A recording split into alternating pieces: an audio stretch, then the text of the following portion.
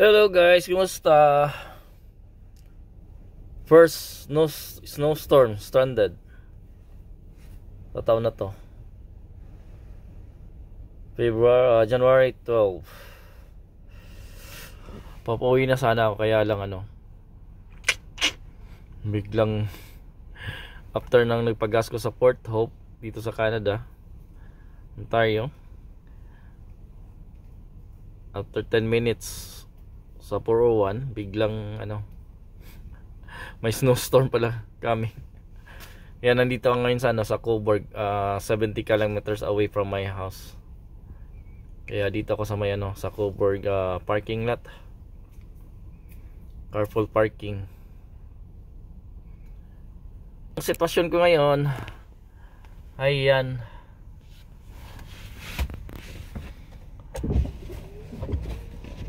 yan, lakas ng hangin.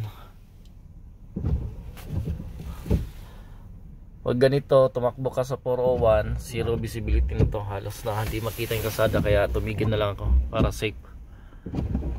Ayan, baka dito na ako matulog kasi 9 o'clock in the evening. Dito na ako mag para safe. Saka bukas ng umaga baka wala nang snowstorm bukas ng umaga. Okay guys, drive safe. Buti na lang may pagkain ako